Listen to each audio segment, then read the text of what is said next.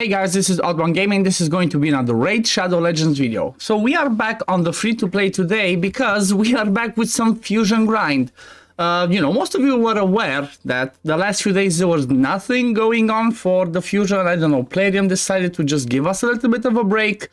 Honestly, I cannot complain about that because, you know what, at the end of the day, that's not something too bad. If you look at the calendar, I'm talking obviously about Tuesday and Wednesday when there was just the Ice Golem going on, but specifically Wednesday, there was nothing because that's when the Ice Golem tournament ended. So this was a good opportunity for most of you to maybe, I don't know, prepare more food for the champion training, prepare more farming, you know, the ascension pots and all that, so that you get to, you know, start pushing more for this fusion. So today being Thursday, we have the champion training event going on, the dungeon divers, and also the Fire Night has started. We still have the tag team arena tournament. Honestly, this is something good to do on the side because, you know, do as many fights as you can, fight those one-man defenses if you have. That's what I'm doing on my free-to-play, and grab yourself some free resources, you know, energy, some gems, a 3-star chicken, mortal soulstone, and try maybe get yourself at least to the ancient shard, or maybe all the way. You know,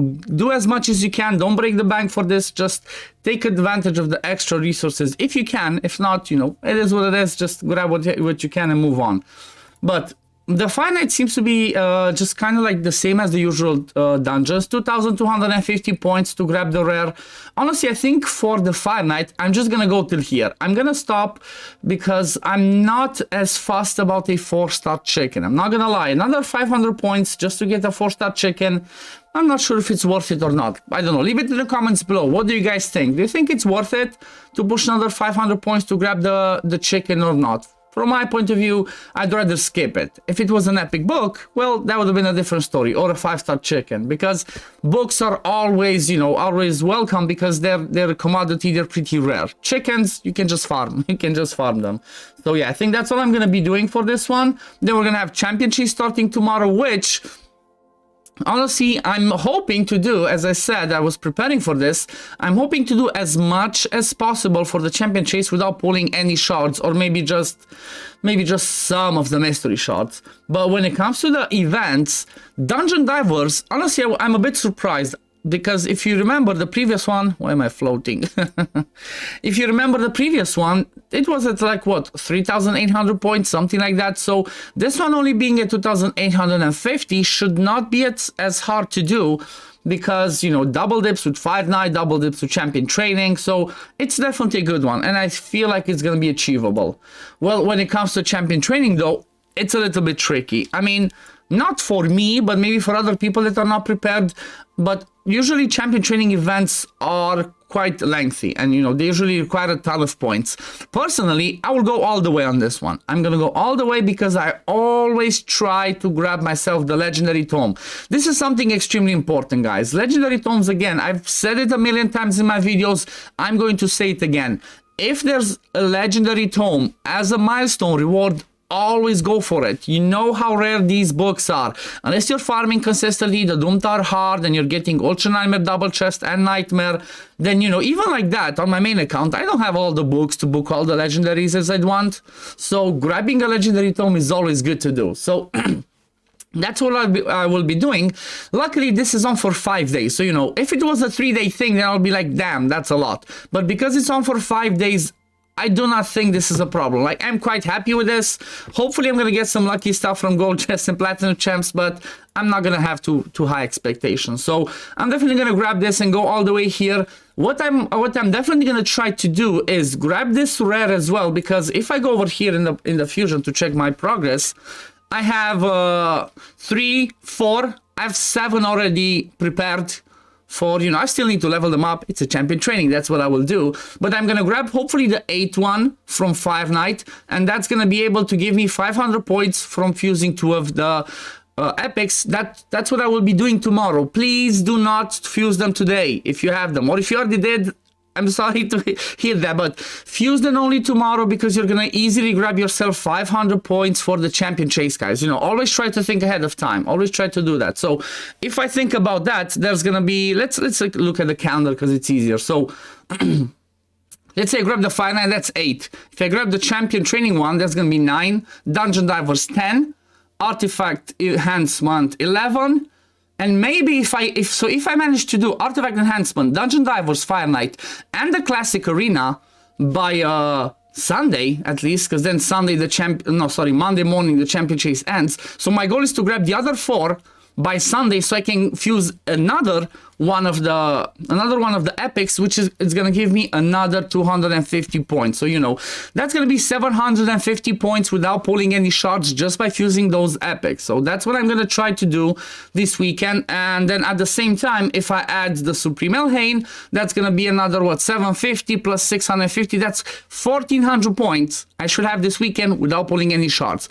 After that, I'm gonna see. I might get lucky. I don't know if I'm going to pull some mystery shards. Maybe I get one of the other rares so I can fuse another of the rares and epics. I'm not going to be fusing the Relic Keeper anymore because, honestly, from my point of view, if I already did this, it's not really worth it because in order to fuse the Relic Keeper, you need to get all these rares to 4-star. You're wasting too many chickens. That's what I believe, you know, that's my opinion. Whereas the Brotma one, which I always tell people to do, you just have to get them to level 30. They already come at 3-star, get them to 30, ascend them, and it's worth it. Relic Keeper one, maybe not. But if you don't have the shards, you have no other option, then by all means, go and fuse yourself a Relic Keeper as well. So, you know, I'm definitely going to have to pull a few mystery shards. Maybe if I get the Sacred, if I'm lucky, I might pull one because, you know, 2 times Sacred starts tomorrow, so we'll see. If not, I think I'm just going to finish it off with mystery shards, plus me continuing to farm the champion training. It gives me a chance to keep getting points. Every time you get a champion from farming 12-3 Brutal, if you get a rare, that's 10 points. If you get the Incubus, that's just 1 point. That helps. The next thing you can do, you can come over here and just keep buying these ones. Every single one of the uncommons and commons gives you 1 point. So if you have the silver to do that, again, go for it, go for it. Grab as many points as you can without actually wasting shards, because we know the shards are hard to get by, especially if you're free to play, never spend. So yeah, I'm not going to be collecting all of this energy. Like, I'm going to be saving this energy because I want to use most of it, and I want to do most of the champion training tomorrow, okay? The reason for that is the fact that, as I mentioned, while I'm farming for champion training in 12-3 Brutal, I want to get those, I might get those champions. So those are going to be easy points for the champion chase. So what I will be doing today, even though I started to farm some food, I should have stopped that, but what I will be doing today is actually my daily energy that I have left over here and this one, I'm gonna throw it all into the Fire Knight. I'm just gonna come back here to level 20, I'm gonna keep focusing on this team, and I'm gonna throw all of that in Fire Knight. Then over the weekend, from tomorrow starting till Sunday, I have plenty of time to do the champion training. I also want to show you something really amazing. I mean, honestly, it might be something that, you know, you might expect. You're thinking like, oh yeah, that's easy because of the champions, but I'm not gonna lie, I did not expect this. Look at how high I progressed in the Doom Tower hard on the free-to-play account. I got myself to the Nether Spider, but this is where I got stuck because honestly, it's a bit tricky. I don't have a specific cleanser to help me out, or I don't have enough damage to kill the spiderling, so it's a little bit tricky. I need to see if I can get myself to pass this somehow. My goal is to try and get here, okay? Because I think on 70 it's the, what's it called? The Magma Dragon again, let me see.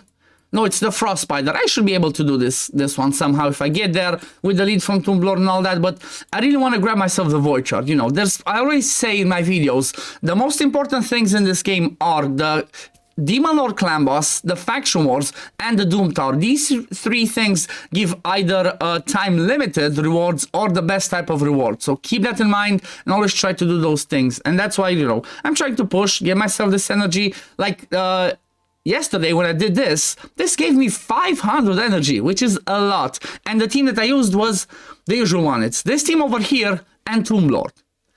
At the end, it was just Tomb Lord soloing this one. Let me also show you a little bit something about the fusion. So if you wanna see if you're ready for the fusion, just go to hellhades.com on the main page. If you scroll a little bit down, they have this Easter fusion that they constantly update. Okay, so if you click this article, it shows you the skills and all that, but it shows you something really important that you need to keep in mind. That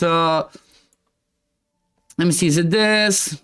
No, not this guide. My bad. Go back. What is it? Okay, keep in mind that this is what you need. So keep an eye out. Make sure you look at your resources because you have to be prepared for this. What I mean by this is if you haven't already got your Margraves to 4-star, you're going to need a total of 48 3-star chickens in order to get all these 16 ones to 4-star. Then you're going to need 16 4-star chickens to get those epics into 5-star so that you can fuse them into the, into the fusion himself, to Razelvarg. At the same time, these are all the ascension pots that you need. So you basically need 80 greater spirit ones, 24 superior ones, 164 lesser and 64 greater for the first one, and then arcane ones, 80 lesser, 108 greater, and 12 superior. Hellhades.com they're always doing a good job with this. So if you're not sure exactly what amount, and you don't want to do the math yourself, just jump in here, check it out, and just make sure you follow along with them, and it should make for an easy fusion.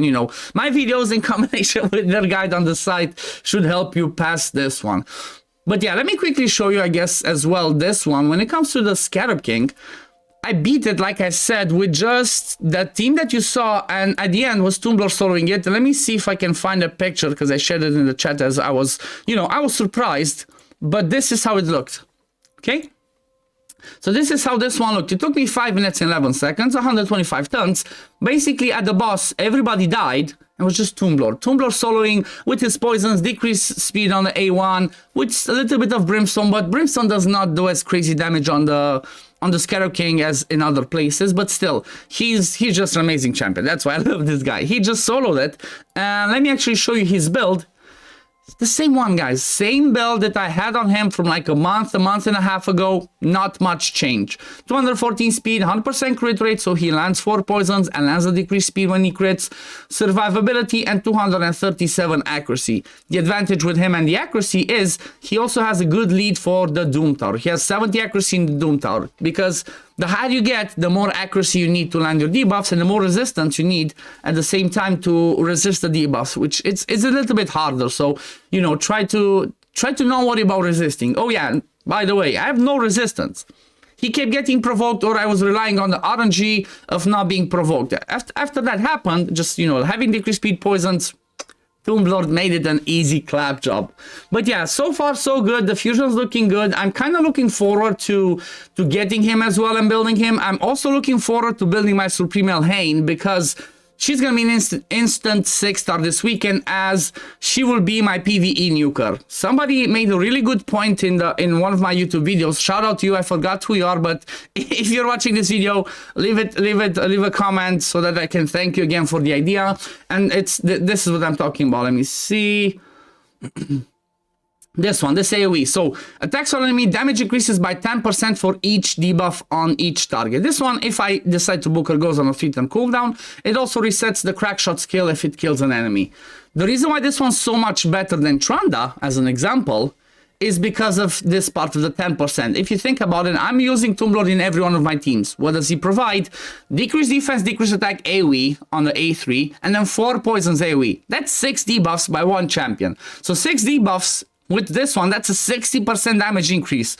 She's gonna smack like a beast, so that's definitely gonna be better than my Tranda. Because if I'm not mistaken, Tranda does a little bit more damage than her, but with this, with this being proc to the 60%, she's definitely gonna smack harder. And at the same time, affinity. She's void affinity. She's not gonna have a problem of weak hitting. So I feel like that's gonna be a good job, a better reason to build her.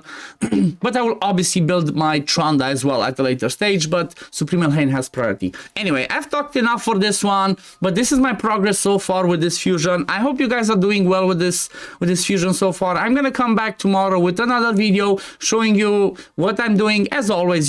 For the champion chase and everything. Show you my progress and keep you updated with my account progress and with tips and tricks or whatever advice I can find to give you guys to make this fusion as easy as possible. But yeah, this is gonna be it for the video today, guys. As always, if you do enjoy my content, don't forget to like this video and subscribe to the channel. I'm really close. I'm 300 subs away from hitting that 8K subs. So if you're not subscribed yet to my channel, please consider doing so. It's gonna help me a ton, and it's gonna help me get that test server access. I really want that. But yeah, thank you all for watching, and I'm gonna see you on the next one. Peace, love, take care everyone. Bye guys.